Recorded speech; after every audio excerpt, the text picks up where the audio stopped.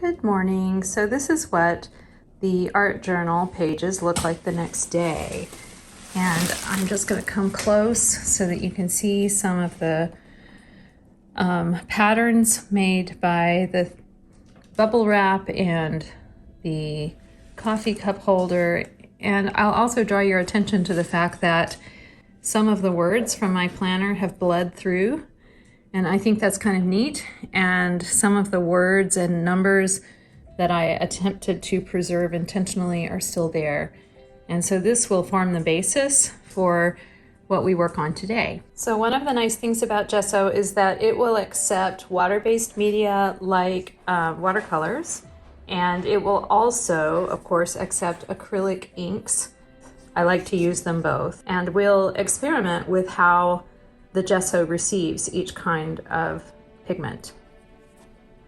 I will also be using this little porcelain or ceramic wet media palette and my favorite brush, which looks like this. It is actually an Asian calligraphy brush, and I love this for watercolor because when I dip it into water, it holds so much water and it will take up so much pigment, and it also comes to a fine point, so I can make different kinds of strokes with it. I like to paint wet in wet, which means using a wet background, but also putting wet pigment into that background. But I have to be careful with gesso so that it doesn't get so wet that it pulls off the page. That can make it kind of murky and messy. So I actually mix up some of my watercolor to get that wet in wet effect, sort of, without actually having to have a puddle on my gesso all the time. And so I'm just going to mix some water into that little dot of paint. And I've already gotten some on the page. No big deal. At this point, I'm just going to start putting the pigment on. Oh my goodness, that's beautiful. And you see where the textures have allowed the paint to sink in and to reveal the textures a little bit more clearly than you might otherwise see them. So that's gorgeous. I really like that. You know, I don't really have anything in mind yet as a figure or anything like that. This is all fairly abstract at this point, so I'm just kind of going with pleasing shapes. And I'll add a little more water here and there. And I will also use some paper toweling to take some of it up. I don't want the water to sit on the page quite that much, and I can also get some interesting imprinted effects by dipping the paper towel into semi-dry or drying watercolor. So I'm going to let that dry for a little bit before I start using acrylic ink. One thing to remember is that watercolor is water soluble, and so it may move a little bit as I put ink on it, but I'm not too worried about that. But the acrylic ink is actually like a very thin acrylic paint, and it will dry with an acrylic sheen on it, and it will not accept watercolor. So if you want to use both watercolor and ink, you have to go with watercolor first and then put ink on top of that, because the watercolor will stick to gesso, but it will not stick to the dry ink. So here are the inks I will use: a deep turquoise by Liquitex, an indigo by Daler Rowney, and a Payne's Gray by Daler Rowney.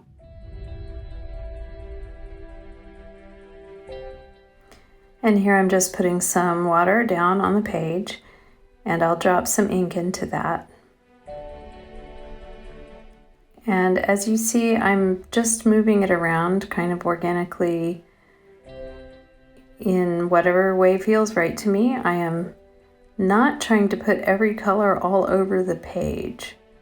So I'm being careful to leave some areas uncovered or some areas with different kinds of color. And every now and then I'm tilting to let it run and drip because it's very wet. And I love that drippy effect.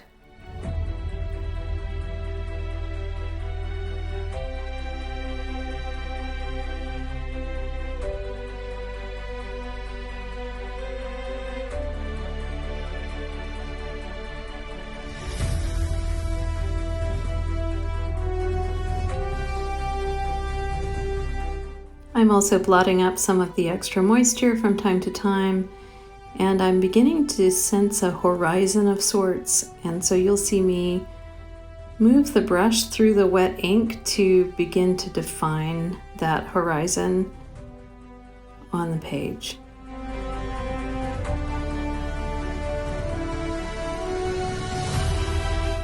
I have simply outlined some of the shapes that I felt like I saw, and I will show them to you here. So I saw here a woman's torso and kind of the suggestions of arms or sleeves. And then I added a neck and a head shape in proportion, more or less. So the head may be a little big. And I was thinking of this shape as something like a moon, but maybe it's more like hair. I also feel like I'm seeing the potential for a moon peeking out from behind clouds there around the word March. I'm looking at this entire area as kind of this is a horizon. Here's a little hill or an island coming up over it. This looks very ocean-like to me, but I'm seeing maybe some rocks on a shoreline. So maybe this figure is along the shoreline, and I was seeing the potential for kind of a face in profile. So a jacket of some sort, a sleeve maybe coming down here, a leg here, and so I might develop that into a figure. And I was joking that with that sort of texture looking like hair and with the outlines of what I saw as some kind of big lapels or a big shirt collar, it was Elvis of the ocean. So have fun with this. See what you see. Look at this like looking at clouds to see the shapes and the things that emerge. So I'm going to start by sketching in a few details. So I'm just using a regular mechanical pencil and I'm putting in some suggestions of facial features. I'm not getting super detailed, and because the pencil is dark, I'm using it really to put in the shadows under the chin, under the eyebrow, along the brow line, and now I'm sketching in some arms. So I've been working on the hands, the arms, and the hand is going to be about here. Arm, something like that, not quite that far down. See, I think that in this case, this coffee stuff makes a beautiful sort of edge of a ruffly skirt, like a pleated, she's got a pleated skirt. I can kind of see the edge of it there. So that's kind of fun. And the way her hips are, maybe her little foot is coming out here. Maybe this toe is pointed there. Okay, I'm not sure that this is really proportional, and I'm also not really sure that I'm not worried about it. But maybe that's a little foot and a little pointed toe. Those are her pupils. I start with pupils and then we go out from there. And see, I think she has the moon, and I feel like she could be holding a star. Like, I like to go really whimsical really quickly with these things. A star. And maybe she has a smaller star here. And that hand, like she's catching them, and he is maybe kind of looking for them. I don't know, but I'm wondering if there's one down here that he sees that he's going to pick up too.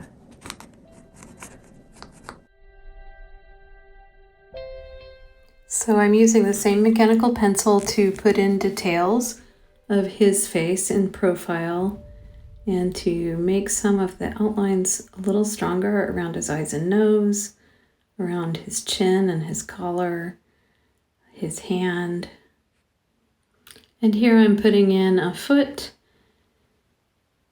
at the bottom of that other pants leg that I've drawn, and I'm measuring them to make sure that they're reasonably proportional. And as you see, I'm kind of having to erase and redraw, so that's just part of the process. And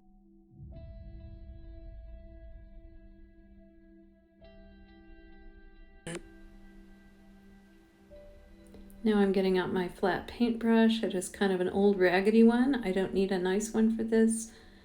I will be using this Titan Buff Fluid Acrylic by Golden, as well as the Titanium White.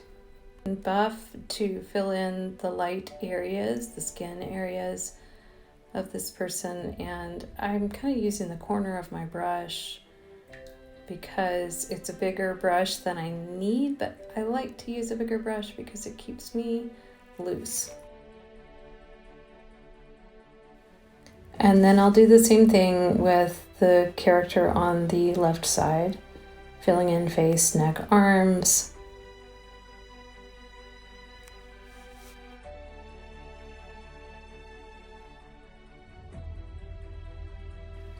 And also the feet. And now I'm using Titanium White, a fluid acrylic, so it's thin, to fill in the moon. The thin paint still lets that word March show through, and I'm making highlights where I think there would be highlights on the cloud, and I'm filling in the stars with an initial layer of white, although they will probably become something else later. I'm highlighting the ruffly hem of the dress and putting in some more pleats. The next step is to use my Stabilo All pencil. It is a water-soluble dark black pencil, and I love it for this kind of work. It's so moody.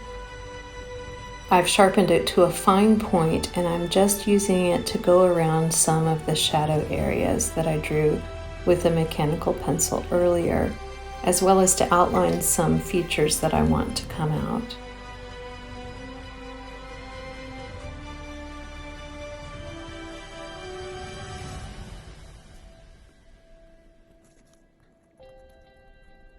My next step is to wet the Stabilo areas, and you see it melts the pencil. You get this inky dark line, which loosens up on you, and it's okay. It's okay. You can pick it up later if you don't like it, but I like it to be loose and to designate shadows and to put some emotion into this.